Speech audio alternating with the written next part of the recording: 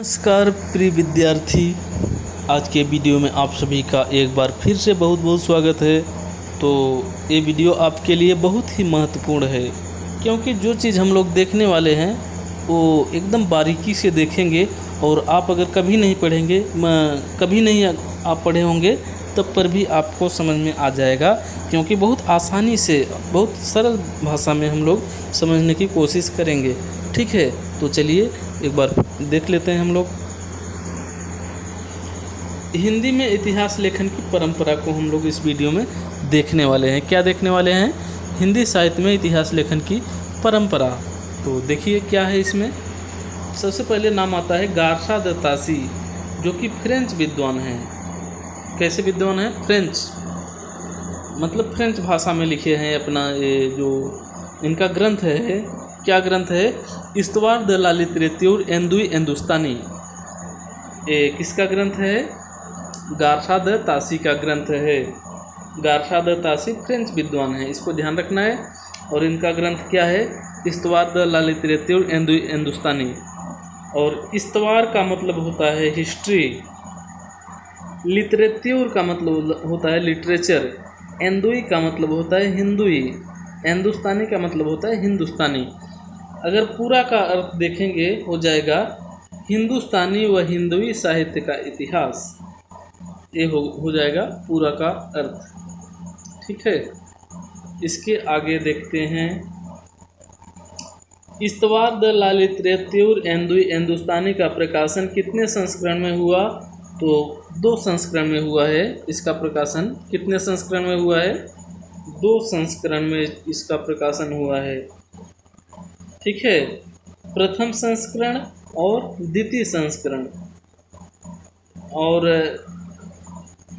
इसकी भाषा क्या है? फ्रेंच भाषा में लिखा गया है ये। ठीक है, किस भाषा में? फ्रेंच भाषा में लिखा गया है। और कितने संस्करण में यह प्रकाशित हुआ? 2 संस्करण में, प्रथम संस्करण और द्वितीय संस्करण। प्रथम संस्करण के 2 भाग थे। ठीक है, प्रथम संस्करण जो था 2 भागों में प्रकाशित हुआ, और द्वितीय संस्करण 3 भागों में प्रकाशित हुआ। ठीक है, और प्रकाशन वर्ष देख लीजिए। प्रथम संस्करण जो 2 भागों में प्रकाशित हुआ, एक का प्रकाशन वर्ष है 1839, एक का प्रकाशन वर्ष है 1847। और जो द्वितीय संस्करण का प्रकाशन 3 भागों में हुआ है, तो पहला और दूसरा 1870 में प्रकाशित हुआ, पहला दूसरा भाग, और तीसरा भाग 1871 में प्रकाशित हुआ। ठीक है, तो ये ध्यान रखना है। इसके बाद आगे देखते हैं। इस्तवार द ला लिटरेचर एंदुई हिंदुस्तानी का प्रकाशन कहाँ से हुआ? तो प्रकाशन हुआ the oriental translation committee Ireland, यहाँ से हुआ। इसको ध्यान रखना है आपको। कुल रचनाकार कितने थे इसमें? तो 738 रचनाकार थे, जिसमें 72 हिंदी के थे। ठीक है, कितने? 738 रचनाकार किसमें हैं? इस्तवार द ला लिटरेचर एंदुई हिंदुस्तानी में 738 रचनाकार हैं, जिसमें 72 हिंदी के हैं। ठीक है, इस रचना में कुल अध्याय 24 हैं। पद्धति किस पद्धति में लिखी गई है? तो वर्णानुक्रम पद्धति में लिखी गई है ये रचना। ठीक है, वर्णानुक्रम कहने का मतलब वर्ण प्लस अनुक्रम। काल विभाजन व प्रथम कवि के बारे में कोई प्रयास व विचार नहीं है इसमें। किसमें? जो पढ़ रहे हैं हम लोग, इसमें प्रथम कवि और काल विभाजन, इसका कोई प्रयास नहीं किया गया है। इस्तवार द ला लिटरेचर एंदुई हिंदुस्तानी का अनुवाद, इसका अनुवाद भी हुआ, जो कि कुछ विद्वानों ने किए हैं। तो देखिए कौन कौन से विद्वान हैं। तो पहला है मौलवी करीमुद्दीन द्वारा 1848 में फारसी भाषा में प्रथम 2 भागों का, जो पहला संस्करण है, इसके 2 भागों का, प्रथम 2 भागों का अनुवाद क्रमशः तबकात ससूरा और तज़किरा ई सूराई हिंदी, इस नाम से अनुवाद किए। कौन? मौलवी करीमुद्दीन ने। कब किए?